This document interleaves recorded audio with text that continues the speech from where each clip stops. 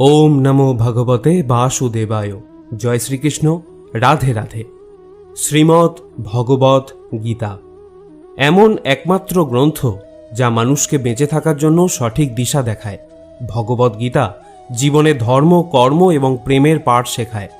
ভগবত গীতার জ্ঞান মানব জীবন এবং জীবনের পরবর্তী জীবনের জন্য উপযোগী মনে করা হয়। গীতা হল সম্পূর্ণ জীবন দর্শন, আর যে ব্যক্তি একে যথাযথভাবে অনুসরণ করতে পারে সেই ব্যক্তি সর্বশ্রেষ্ঠ হয়। ভগবত গীতায় মোট 18টি অধ্যায় এবং 700টি শ্লোক আছে, যা সবার পক্ষে প্রতিদিন পাঠ করা এবং উপলব্ধি করা সম্ভবপর হয় না। সেই জন্য আজকের অত্যন্ত গুরুত্বপূর্ণ এই ভিডিওতে আমরা ভগবত গীতার 111টি উপলব্ধি নিয়ে কথা বলবো, যেটা জানার পর আপনি শ্রীমদ্ ভগবত গীতার প্রকৃত অর্থ উপলব্ধি করতে পারবেন। তাই আপনি প্রতিদিন এই ভিডিওটি রাতে ঘুমানোর আগে বা সকালে ঘুম থেকে ওঠার পর শুনবেন। তাহলে চলুন এগোনো যাক পৃথিবীর সেই মহাজ্ঞানের ভাণ্ডারের দিকে, যা ভগবান শ্রীকৃষ্ণ স্বয়ং নিজের মুখে বলেছিলেন। শ্রীকৃষ্ণ বলেন, এই সংসার আমারই তৈরি মায়া দ্বারা আচ্ছন্ন। এই সংসার আমার দ্বারাই সৃষ্টি হয়েছে। আমি এই সংসারের পালনকর্তা, আবার আমি সবকিছুর বিনাশও করে থাকি। আমি অতীত, বর্তমান এবং ভবিষ্যতের সকল প্রাণীকে জানি, কিন্তু বাস্তবে আমাকে কেউই জানতে পারে না। ভগবান বলেন, যেমন প্রকাশের জ্যোতি অন্ধকারেও ঝলমল করে, একই রকমভাবে সত্যও ঝলমল করে। এই জন্য মনুষ্যকে সর্বদা সত্যের পথেই থাকা উচিত। মৃত্যু হলো একটি অটল সত্য, যাকে কখনোই পরিবর্তন করা সম্ভব নয়। যখন থেকে এই সংসারে নির্মাণ হয়েছে তখন থেকেই জন্ম ও মৃত্যুর চক্র ঘুরে চলেছে। যেভাবে মনুষ্য তার পুরাতন বস্ত্র পরিত্যাগ করে নতুন বস্ত্র পরিধান করে, একই রকমভাবে আত্মাও পুরাতন জীর্ণ শরীর পরিত্যাগ করে নতুন শরীর ধারণ করে। এটাই হলো প্রকৃতির নিয়ম। এই কঠিন সত্যকে মেনে নিয়ে ভয়মুক্ত হয়ে বর্তমানেই বাঁচা উচিত। নিজের মনের ভেতর থেকে খারাপ গুণগুলিকে পরিত্যাগ করার কথা বলা হয়েছে ভগবত গীতায়। বলা হয়েছে, দম্ভ দর্পভিমানশ্চ ক্রোধ পারুষ্যমেব চ অজ্ঞানম চাভিজাতস্য পার্থ সম্পদমাসুরীম। অহংকার, রাগ, কঠোর বাণী এবং অজ্ঞানতা এইসব থেকে মনুষ্যকে দূরে থাকা উচিত। সৎ গুণগুলিকে নিজের জীবনে ধারণ করা উচিত। এর ফলে জীবনে পরম শান্তির অনুভূতি হয়। শ্রীকৃষ্ণ আরও বললেন, ন হি জ্ঞানেন সদৃশং পবিত্রমিহ বিদ্যতে। অর্থাৎ এই সংসারে জ্ঞানের মতো পবিত্র আর কোনো কিছুই হতে পারে না। শ্রদ্ধাবান লভতে জ্ঞানম, অর্থাৎ জ্ঞানের প্রতি জিজ্ঞাসা থাকলেই জ্ঞান লাভ করা যায়। জ্ঞানম লব্ধা পরাং শান্তিম অচিরেনাধিগচ্ছতি। জীবনে শান্তি লাভ করার জন্য সাধনা নয়, বরং জ্ঞানের প্রয়োজন হয়। তিনি সমগ্র মানবজাতিকে উদ্দেশ্য করে অর্জুনকে বলেছিলেন, যদি মনকে বশে না করতে পারো তাহলে সেই মন তোমার চরম শত্রু হয়ে উঠবে। যদি সফল হতে চাও তাহলে ভয়কে জয় করো। অর্জুন যখন কৌরবদের বিরুদ্ধে যুদ্ধ করতে রাজি হলেন না, তখন ভগবান শ্রীকৃষ্ণ তাকে বললেন, হত বৈ প্রপয়সী স্বর্গম জিত্বা বভক্ষসে মহিমা তস্মাৎ উত্তিষ্ঠা কৌন্তেয়া যুদ্ধয়া কৃত নিশ্চয়। হে অর্জুন, তুমি নির্ভয়ে যুদ্ধ করো। নিহত হলে স্বর্গ পাবে, আর জিতলে পৃথিবী শাসন করবে। তাই যে কোনো কাজে সফলতা পেতে হলে মন থেকে ভয়কে দূর করতে হবে। কর্মফল নিয়ে পরমেশ্বর ভগবান গীতায় বলেছেন, কর্মণ্যেবাধিকারস্তে মা ফলেষু কদাচনা। গীতার এই শ্লোকে ফলের আকাঙ্ক্ষা ব্যতীত কর্মের আদি ক্ষেত্রের ওপর জোর দেওয়া হয়েছে। আপনি যদি কোনো কাজে সাফল্য চান তবে কর্মে মনোযোগ দিন, তবেই আপনি বিভ্রান্তি ছাড়া কর্ম করতে সক্ষম হবেন। গীতায় বলা হয়েছে, ফল কামনা করে কর্ম করলে কর্মের দিকে কম আর ফলের দিকেই বেশি মনোযোগ থাকে। যতক্ষণ না তুমি নিজের কাছে হেরে যাচ্ছ, ততক্ষণ এই পৃথিবীর কেউ তোমাকে হারাতে পারবে না। দুর্বল তুমি নয়, দুর্বল তোমার সময়, আর সময় প্রত্যেকের পরিবর্তন হয়। যারা প্রকৃত জ্ঞানী ব্যক্তি, তারা না তো মৃত ব্যক্তির জন্য শোক করেন, না তো তাদের জন্য শোক করেন যারা জীবিত আছেন। কারণ তিনি জানেন, যে মারা গেছে সে আবার জন্ম নেবে, আর যে জীবিত আছে সেও একদিন নিশ্চয়ই মারা যাবে। ভগবান শ্রীকৃষ্ণ বলেন, মনের শান্তির থেকে বড় সম্পদ এই পৃথিবীতে আর কোনো কিছুই নেই। যে ব্যক্তি নিজের মনকে শান্ত রাখতে শিখে গেছে, তার থেকে বড় ধনী এই সংসারে আর কোথাও নেই। সময় কখনো মানুষের তৈরি পথে চলে না, মানুষকেই সময়ের তৈরি পথে চলতে হয়। একেই তো নিয়তি বলে। জীবন তখন কঠিন মনে হয় যখন আমরা নিজেকে পরিবর্তন করার পরিবর্তে পরিস্থিতিকে পরিবর্তন করার চেষ্টা করি। কর্মই হলো সবথেকে বড় ধর্ম। ভগবান শ্রীকৃষ্ণ গীতায় অর্জুনকে উপদেশ দিতে গিয়ে বলেছেন, মনুষ্য কর্ম করার জন্যই পৃথিবীতে জন্ম নেয়, আর কর্ম না করে কেউ ক্ষণকালও থাকতে পারে না। পরিণামের কথা চিন্তা না করে মানুষকে নিজের কর্তব্য পালন করে যাওয়া উচিত। ক্রোধ মানুষকে নরকে টেনে নিয়ে যায়। ক্রোধ করার জন্য মানুষের মন অশান্ত হয়ে পড়ে, আবেগের বশবর্তী হয়ে তখন সে নিজেরই ক্ষতি করে। ভগবান শ্রীকৃষ্ণ বলেন, মনুষ্যকে ক্রোধ এড়িয়ে চলতে হবে। যতই রাগ হোক না কেন, নিজেকে নিয়ন্ত্রণ করার প্রচেষ্টা করতে হবে। এই সংসারে আজ যা তোমার আছে, গতকাল তা অন্য কারো ছিল, আগামীকাল তা অন্য কারো হয়ে যাবে। তুমি এই পৃথিবীতে খালি হাতেই এসেছো, আর তোমাকে খালি হাতেই এখান থেকে ফিরে যেতে হবে। মনের ওপর নিয়ন্ত্রণ রাখা অত্যন্ত জরুরি। মানুষের মন বায়ুর মতো চঞ্চল হয়ে থাকে। এই মনের জন্যই মানুষ কাম বাসনার প্রতি আকৃষ্ট হয়ে নিজের লক্ষ্য থেকে ভ্রষ্ট হয়ে যায়। যদি জীবনের সফলতা পেতে হয়, তাহলে মনের ওপর নিয়ন্ত্রণ পাওয়া খুবই জরুরি। মনকে নিজের বশে করতে পারলে মস্তিষ্কে শক্তি কেন্দ্রীভূত হয় এবং তার জন্য কাজে সফলতা পাওয়ার সম্ভাবনা বৃদ্ধি পায়। গীতা আমাদের শেখায়, যে ব্যক্তি নিজের মনের ওপর নিয়ন্ত্রণ লাভ করেছে, তার মনে অপ্রয়োজনীয় চিন্তাভাবনা এবং কামনা বাসনা প্রবেশ করতে পারে না। সে অকারণ ইচ্ছা থেকেও নিজেকে দূরে রাখতে পারে, আর তার সাথে ব্যক্তি নিজের লক্ষ্যকেও খুব সহজেই জয় করে নিতে পারে।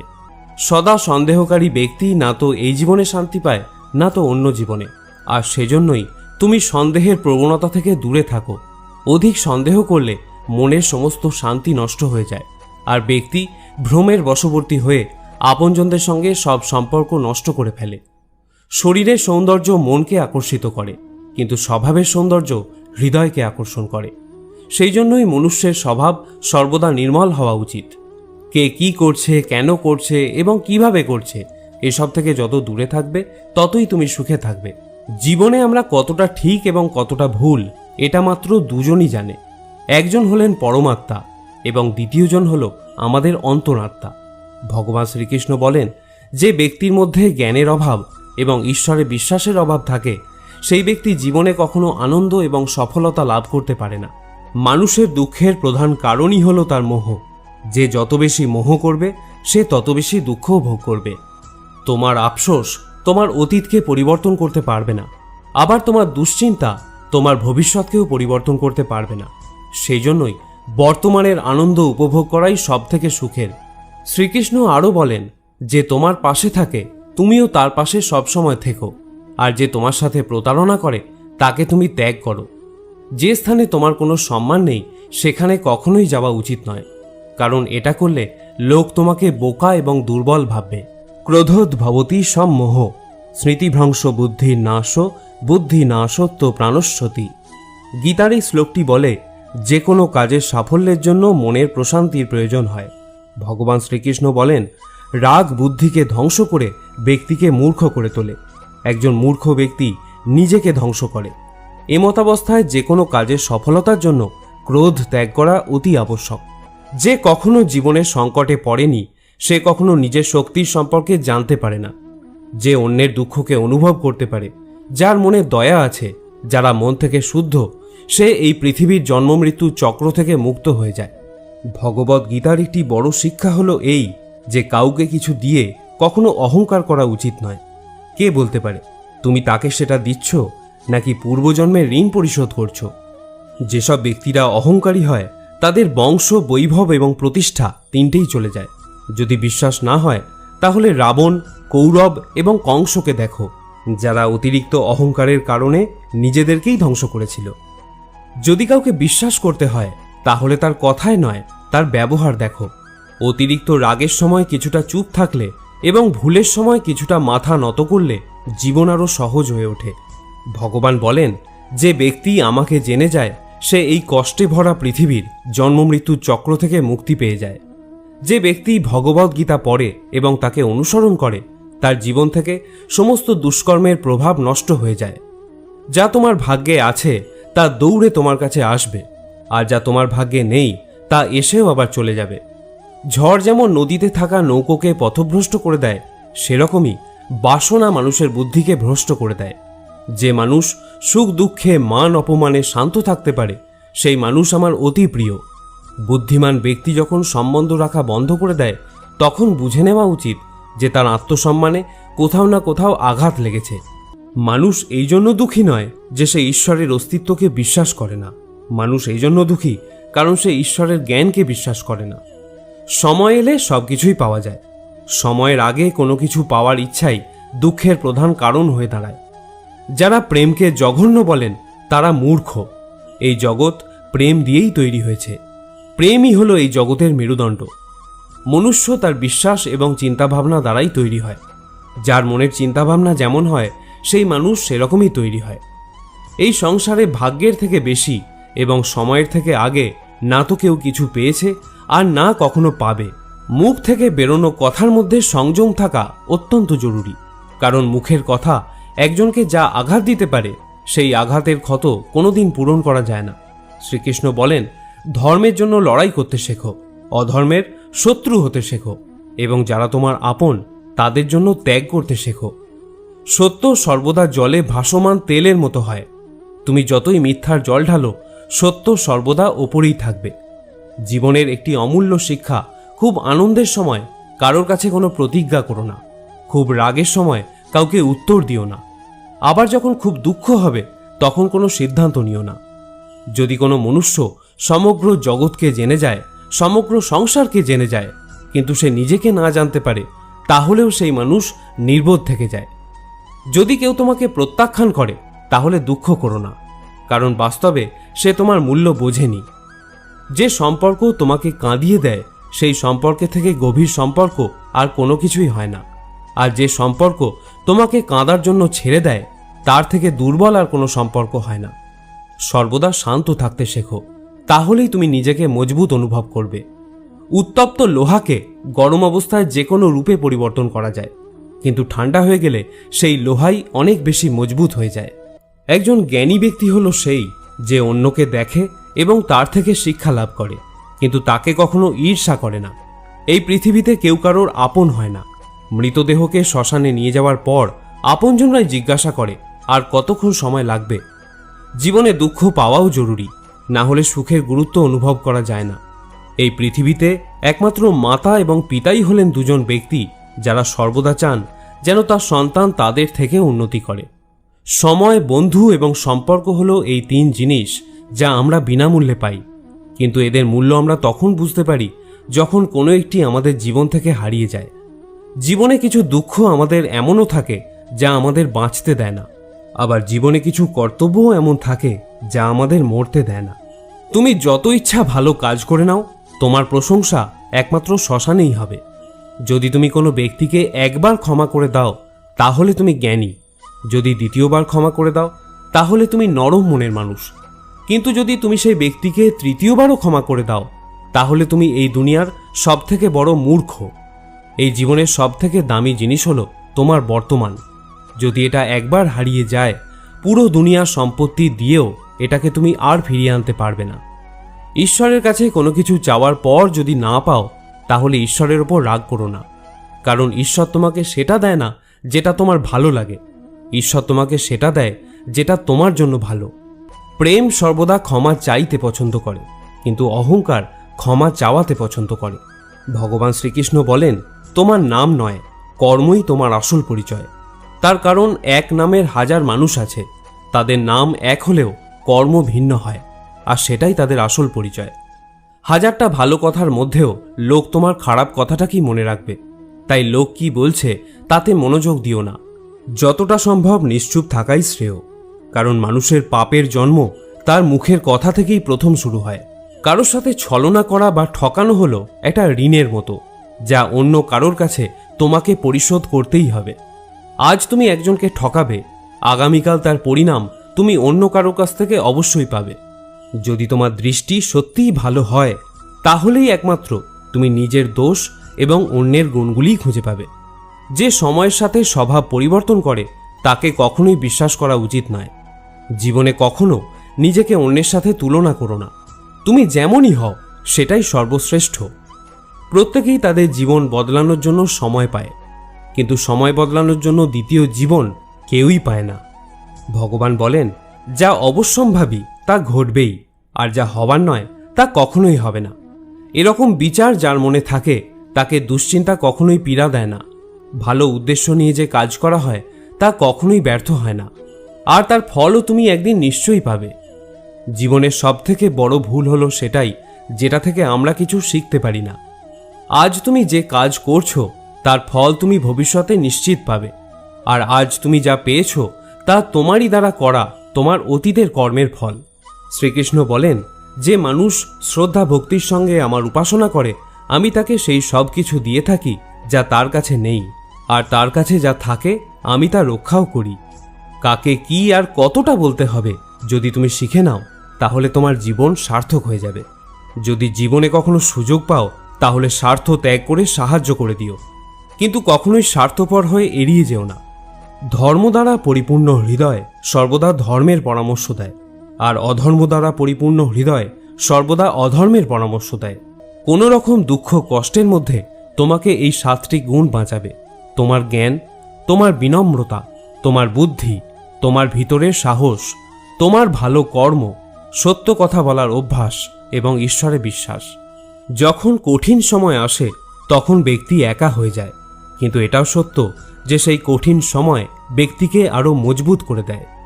যে তোমাকে সম্মান দেয় তাকেও তুমি সম্মান দাও। কারো সামর্থ্য দেখে তার সামনে মাথা ঝোঁকানো ভীরুতার লক্ষণ। তোমার সামনে যত বড় কঠিন পরিস্থিতি এসে পড়ুক না কেন, একটা কাজ করবে: নিজের সব কিছু ভগবানকে সমর্পণ করে দাও। ভগবানের ওপর বিশ্বাস সেই ছোট্ট শিশুর মতো করো যাকে হাওয়াতে ছুঁড়ে দিলেও সে হাসতে থাকে। সে ভয় পায় না, কারণ সে জানে যে তুমি তাকে নিচে ফেলে দেবে না। ভগবান শ্রীকৃষ্ণ বলেন, তুমি মন ছোট করো না। যদি আপনজন তোমার থেকে মুখ ফিরিয়েও নেয় আমি তোমার সাথে সবসময় থাকব। কারোর সামনে এতটাও ঝোঁকা উচিত নয় যে সে তোমাকে নিচু শ্রেণীর লোক ভাবতে শুরু করে। মনুষ্য সর্বদা তার ভাগ্যকে দোষারোপ করে, এটা জেনেও যে ভাগ্যের থেকেও বড় হলো তার কর্ম, যেটা তার নিজের হাতেই রয়েছে। জীবনে এমন একজন থাকাও খুব জরুরি যাকে কিছু বলার জন্য ভাষার প্রয়োজন হয় না, হয়তো তাকেই পরমাত্মা বলা হয়। শ্রীকৃষ্ণ বলেছিলেন, মৃত্যুর সময় কোনো ব্যক্তি যদি আমার নাম করতে করতে দেহত্যাগ করে তাহলে সে আমার পরম ধাম প্রাপ্ত হয়। ভগবান শ্রীকৃষ্ণ অর্জুনকে বললেন, হে ভারত, প্রকৃতি আমার গর্ভাধান স্থান। আমি প্রকৃতিতে গর্ভাধান করি, আর তা থেকেই সর্বভূতের উৎপত্তি হয়। মানুষ, দেবতা ও অন্যান্য জনিতে যে সকল শরীর উৎপন্ন হয় আমি তাদের পিতা এবং প্রকৃতি হলেন তাদের মাতা। হে মহাবাহ, সত্য, রজ এবং তম এই 3 গুণ দেহ মধ্যে আত্মাকে আবদ্ধ করে রাখে। এর মধ্যে সত্যগুণ হল নির্মল ও নির্দোষ। এই সত্যগুণ আত্মাকে সুখ ও জ্ঞানের সঙ্গ দিয়ে আবদ্ধ করে রাখে। রজগুণ আত্মাকে রাগ, তৃষ্ণা, আসক্তি প্রভৃতি কর্মাশক্তি দ্বারা আবদ্ধ রাখে, আর তমগুণ হল জীবের ভ্রান্তি ও অজ্ঞানতার কারণ। এই তমগুণ আমোদ, প্রমোদ, আলস্য, নিদ্রা দ্বারা আত্মাকে আবদ্ধ রাখে। যখনই সকল ইন্দ্রিয় দ্বারে জ্ঞানের প্রকাশ হয় বা নির্মল জ্ঞান উৎপন্ন হয় তখন বুঝবে সত্যগুণ বৃদ্ধি পেয়েছে। যখন লোভ লালসা প্রকাশিত হয় তখন বুঝবে রজগুণ বৃদ্ধি পেয়েছে। আর যখন মোহ ঘিরে আসে, বুদ্ধি বিপর্যয় ঘটে এবং কর্তব্যে অনীহা আসে তখন বুঝবে তমগুণ প্রাধান্য পেয়েছে।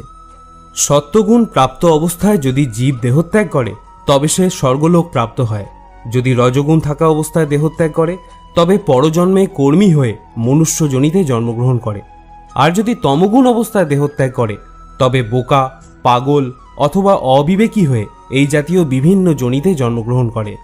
হে অর্জুন, আমি অব্যক্ত রূপে সমস্ত জগৎ ব্যাপিয়ে আছি। সমস্ত জীব সকল আমাতেই অবস্থিত, কিন্তু আমি তাহাতে নই।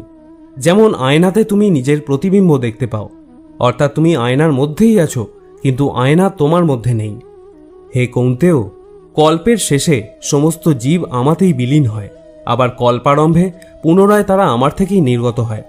আমি নিজ প্রকৃতিকে নিজের বশে রেখে নিজ নিজ কর্ম নিমিত্তে স্বভাব অনুযায়ী জীবগণকে বারবার সৃষ্টি করে থাকি। আমার অধিষ্ঠানের জন্যই এই জগৎ প্রসব হয়, এই জন্যই জগৎ বারবার উৎপন্ন হয়। হে কৌন্তেয়, যারা অন্য দেবতায় ভক্তিযুক্ত হয়ে পূজা করে তারাও আমাকেই পূজা করে, কিন্তু তারা শাস্ত্রবিধি অমান্য করে। আমি সর্বযজ্ঞের ফলদাতা ও ভোক্তা এই তত্ত্ব জানে না বলেই তারা পুনরায় সংসারে পতিত হয়। যারা দেবগণের পূজা করেন তারা দেবলোক, যারা পিতৃগণের পূজা করেন তারা পিতৃলোক। যারা যক্ষ রক্ষাদিগের পূজা করেন তারা ভূত লোক প্রাপ্ত হন, কিন্তু যারা আমার ভজনা করেন তারা আমাকেই প্রাপ্ত হন। যিনি আমাকে পত্র, পুষ্প, ফল, জল ইত্যাদি ভক্তিপূর্বক দান করেন, আমি সেই ভক্তের উপহার গ্রহণ করে থাকি। ভগবান শ্রীকৃষ্ণ দেহের সঙ্গে আত্মার সম্পর্ককে খুব সুন্দরভাবে ভগবদ্ গীতায় তুলে ধরেছেন। জীবের মূল সত্তা কি, দেহের সাথেই বা আত্মার সম্পর্ক কি, আত্মার স্বরূপ কি, এই সকল জটিল বিষয়বস্তু খুব সূক্ষ্মভাবে ভগবান শ্রীকৃষ্ণ গীতায় তুলে ধরেছেন আমাদের মূল সত্তাকে অবগত করার মানসে। প্রথমেই আত্মার স্বরূপ সম্পর্কে ভগবান ধারণা দিচ্ছেন, অন্তবন্তু ইমে দেহা নিত্য শক্তা শরীরিণ অনাসীন প্রমেয়স্য তস্মাৎ যুদ্ধস্য ভারত। আত্মা যে দেহকে আশ্রয় করে অবস্থান করেন সেই দেহ নশ্বর বলে কথিত হয়েছে, কিন্তু আত্মা হলো অবিনশ্বর। তাহলে এখন এই প্রশ্নের উত্তর খুঁজতে হবে যে আমি আসলে কে। দেহটা যদি নশ্বরই হয় তাহলে তো তার ধ্বংস অনিবার্য। তাহলে আমি ধ্বংস হয়ে গেলে কর্মফলের ভোগটা কার? এই প্রশ্নের উত্তরটা কিন্তু ভগবানের এই শ্লোকে স্পষ্টভাবেই প্রতীয়মান হয়। দেহটা যেহেতু নশ্বর তাই এই দেহটা আমি নই, যেহেতু আত্মা অবিনশ্বর ও নিত্য তাই আত্মাটাই হচ্ছে আমি। আমার মূল সত্তা হলো আমি এক আত্মা যে একটি দেহকে আশ্রয় করে আছি। দেহটা আত্মার একটি আবরণ মাত্র, যেটা ভগবান আরও স্পষ্ট করে বলেছেন, বাসাংসি জীর্ণানি যথা বিহায় নবানি গৃহ্ণাতি নরপরাণি তথা শরীরানি বিহায় জীর্ণান্ন ন্যান্নি সংজাতি নবানি দেহি। যেরকম মনুষ্য তার পুরাতন বস্ত্রগুলি ত্যাগ করে নতুন বস্ত্র ধারণ করে, সেইরূপ জীবাত্মাও পুরাতন শরীর ত্যাগ করে নতুন দেহ ধারণ করে। বর্তমানে আমি এই দেহকে আশ্রয় করে আছি, আবার কোনো এক সময় পুরাতন বস্ত্রের মতোই এই দেহকে পরিত্যাগ করে কর্মফল অনুযায়ী নতুন একটি দেহ আমি ধারণ করব। এটাই হলো প্রকৃতির বিধান। এখানে কিন্তু ভগবান আমাদের জীবাত্মা বলে সম্বোধন করেছেন। এর মানে হলো আমি হলাম আত্মা, তবে জীবাত্মা। আর পরমেশ্বর ভগবান যেহেতু সর্বভূতে অবস্থান করেন তাই তিনি হলেন পরমাত্মা। যেহেতু আমার জন্ম হয়েছে তাই আমার মৃত্যু অবশ্যম্ভাবী, কিন্তু জন্ম ও মৃত্যু কোনো সৃষ্টি বা বিনাশ নয়। গীতার ভাষায় এটা দেহ পরিবর্তন করার একটা নিয়ম মাত্র। জাতস্য হি ধ্রুব মৃত্যু ধ্রুবম জন্ম মৃতস্য চ তস্মাৎ পরিহার্য অর্থে নতম সচিতুম অর্হসি।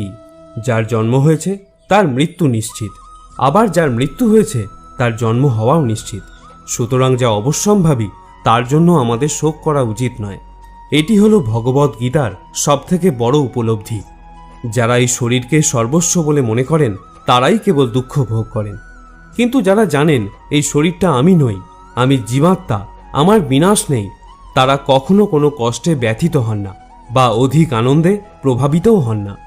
বিষয় চিন্তা করতে করতে মানুষের তাতে আসক্তি জন্মায়। আসক্তি থেকে কামনা, কামনা থেকে ক্রোধ, ক্রোধ থেকে মোহ, মোহ থেকে স্মৃতিভ্রংশ, স্মৃতিভ্রংশ থেকে বুদ্ধিনাশ, আর বুদ্ধিনাশ হলেই বিনাশ ঘটে। কিন্তু যার ইন্দ্রিয় প্রসন্ন চিত্ত এবং বুদ্ধি ঈশ্বরে স্থিত তিনি অমৃত লাভ করেন। আর যিনি অযুক্ত, যার চিত্ত ঈশ্বরে সমাহিত নয়, তার আত্মা বিষয়ক বুদ্ধিও হয় না। যার আত্মা বিষয়ক বুদ্ধি চিন্তা নেই তার শান্তিও নেই, আর যার শান্তি নেই তার সুখ কোথায়? আমাদের মন সকল ইন্দ্রিয়কে পরিচালনা করে।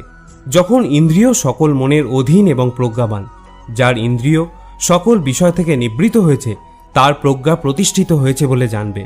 যেমন নদীর জল সমুদ্রে প্রবেশ করে বিলীন হয়ে যায়, তেমনি আত্মাবান ব্যক্তিতে বিষয় সকল প্রবেশ করলেও তাতে চিত্ত বিক্ষিপ্ত না হয়ে স্থির থাকে। এইরূপ স্থির আত্মাবান ব্যক্তি শান্তি লাভ করে। কিন্তু যিনি ভোগ কামনা করেন তিনি শান্তি পান না। যে ব্যক্তি সমস্ত কামনা ত্যাগ করে নিষ্প্রিয় হয়ে বিচরণ করেন, যিনি মমতাশূন্য এবং অহংকার শূন্য, তিনিই শান্তিপ্রাপ্ত হন। হে পার্থ, এই স্থিতিপ্রজ্ঞ অবস্থাই হল ব্রাহ্মী স্থিতি। এই অবস্থা প্রাপ্ত হলেই জীবের আর মোহ থাকে না। মৃত্যুকালেও এই অবস্থা বিদ্যমান থাকায় তিনি ব্রহ্মে লীন হন, অর্থাৎ তিনি মোক্ষ লাভ করেন। তৃতীয় অধ্যায়ে অর্জুনের প্রশ্নের উত্তরে শ্রী ভগবান কর্মযোগের অবতারণা করেছেন। এখানেও নিষ্কাম কর্মের উপায়রূপে প্রথমে আত্মাতে সন্তুষ্ট আত্মারাম জ্ঞানীর ভাবানুযায়ী ফলাশক্তি বর্জন করে কর্ম করার উপদেশ দিলেন। তারপর অহংকার বর্জিত নির্লিপ্ত বুদ্ধিতে কর্ম করার উপদেশ দিলেন। তিনি বলছেন, ময়ি সর্বাণি কর্মাণি সঙ্গন্য সাধ্যাত্ম চেতসা, অর্থাৎ বিবেক বুদ্ধি দ্বারা আমাদের সমস্ত কর্ম সমর্পণ করো। এখানেও শ্রী ভগবান কর্মযোগের সহজ পন্থা স্পষ্ট করে নির্দেশ করে দিচ্ছেন। ঈশ্বরের সমস্ত কর্ম সমর্পণ করতে হবে আমাদের, তাহলে সেই কর্মের ফল আর আমাদের উপর বর্তাবে না। ঈশ্বর তার অনন্ত কৃপাগুণে আমাদের সমস্ত কর্মভোগ কাটিয়ে মোক্ষের অধিকারী করে দেবেন। এরপর 4র্থ অধ্যায়ে ভগবান তার করুণার পরাকাষ্ঠা প্রকাশ করে প্রতিজ্ঞা করছেন, যে যথা মাং প্রপদ্যন্তে তাঙস তথৈব ভজামহম, অর্থাৎ যে যেখানে যেভাবে যে অবস্থায় আমার শরণ নেয় তাকে সেইখানে সেইভাবে সেই অবস্থায় আমি অনুগ্রহ করে থাকি। যে বিষয় কামনা করে তাকে আমি কাম্য বস্তু প্রদান করে থাকি। যে মোক্ষ কামনা করে তাকে আমি মোক্ষ ফল প্রদান করি। যে ভক্তি প্রার্থনা করে তাকে আমি ভক্তি প্রদান করি। আমাদের জীবনের সবথেকে কটু সত্য হলো এটি যে আমরা সর্বদা সুখের জন্য চেষ্টা করি কিন্তু আমরা দুঃখ পাই। আমরা প্রেম কামনা করি কিন্তু আমরা হতাশার সাথে মিলিত হই। আমরা জীবন কামনা করি কিন্তু আমরা জানি যে আমরা প্রত্যেক মুহূর্তে মৃত্যুর দিকে এগিয়ে যাচ্ছি। প্রত্যেক ব্যক্তি সুখ লাভের জন্য ফলপ্রসূ কাজে নিয়োজিত থাকে কিন্তু তৃপ্তি পায় না। পরিবর্তে এই ক্রিয়াকলাপগুলি কেবল দুঃখকে আরও বাড়িয়েই তোলে। ফলে এই পৃথিবীতে কার্যত সবাই অসুখী। কেউ কেউ নিজের শরীর ও মনের দুঃখে ভোগে, অন্যরা তাদের পরিবারের সদস্য এবং আত্মীয়দের দ্বারা যন্ত্রণা প্রাপ্ত হয়। কেউ কেউ ধনসম্পদের অভাব এবং জীবনের প্রয়োজনীয় জিনিসপত্রের ঘাটতিতে ভুগছেন। বস্তুগত মানসিকতার লোকেরা জানে যে তারা অসুখী, কিন্তু তারা মনে করে যে তাদের সামনে থাকা অন্যরা সবাই সুখী এবং তাই তারা বস্তুগত বৃদ্ধির জন্য ছুটতে থাকে। এই অন্ধ সাধনা চলে বহুকাল যাবৎ, তবুও সুখের দেখা নেই। এখন যদি মানুষ এটা বোঝে যে ফলপ্রসূ কাজে লিপ্ত হয়েও কেউ কখনো সুখ অর্জন করতে পারেনি, তাহলে তারা বুঝবে যে তারা যেদিকে ছুটছে তা বৃথা এবং অর্থহীন, এবং তখন তারা আধ্যাত্মিক জীবনের দিকে ফিরতে পারে। যাদের বুদ্ধি আধ্যাত্মিক জ্ঞানে স্থির হয়ে গেছে তারা বোঝে যে ভগবানই সবকিছুর পরম ভোগদাতা। ফলস্বরূপ তারা তাদের কর্মের ফলের প্রতি আসক্তি পরিত্যাগ করে, তার কাছে সমস্ত কিছু নিবেদন করে এবং তার করুণা হিসাবে যা আসে তা নির্মলভাবে গ্রহণ করে।